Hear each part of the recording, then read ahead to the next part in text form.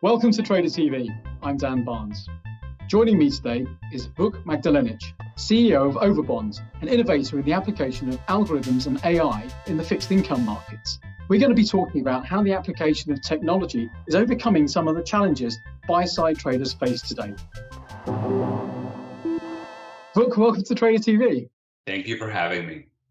So tell us, what do you think are the most pressing challenges that you see on fixed income trading desks today? I think it is about having a true view of price and liquidity that doesn't necessarily only mean liquidity that I see on one venue or in my own trading floor operations, but liquidity across venues or across multiple data sources. And there, very quickly, we run into a situation where it becomes apparent that aggregating data across different sources becomes really difficult, or at least difficult to do in real time. Is there a need for traders to triage between different types of trades as they try to find prices and liquidity on the desk? Absolutely. I think the notion of automating the entire trading workflow and the whole volume on the desk is unrealistic given all of the market conditions. Automating a part of the trading workflow where the liquidity profile of a particular ISIN is stable, the market supports, and triaging trades that qualify and don't qualify, I think is the innovation that would bring the desk the most benefit. And that requires having the right data in the first place. Absolutely. And that's where novel aggregation that can happen real time has been the challenge, both from just the sheer volume of data in the last couple of years, but also technologically. Reconciling multiple reference data streams real time is pretty challenging. And that's where the application of AI and serverless cloud technologies can enable trade flow automation we're talking about. How are you supporting clients in overcoming these challenges?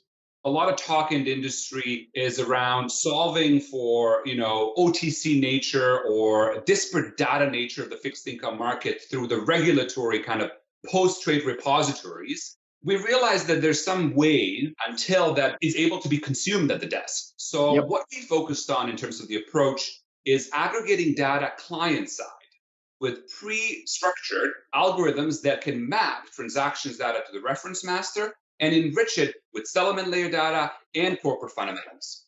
So from the data aggregation layer, we're now going into the modeling layer, where the risk algorithms that monitor liquidity or liquidity stability per ISIN do the trade tiering.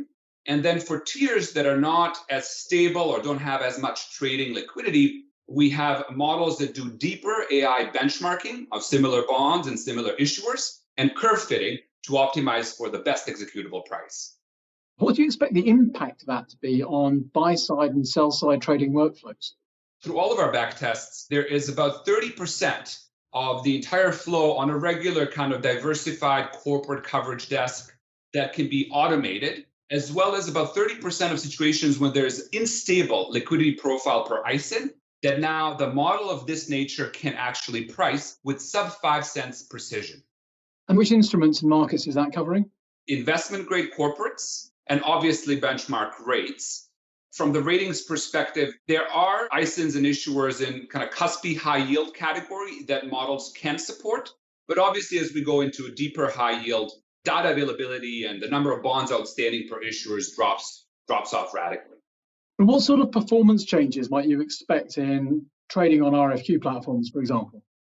Let's say a sell-side trading desk that has 2 traders and on average fields a volume of 500 RFQs per day. Let's say from a manual standpoint, they can respond to about 100 a day. Model like this can support doubling or tripling that response volume, adhering to like a 2-minute or sub 2-minute response time and preserving the hit ratio.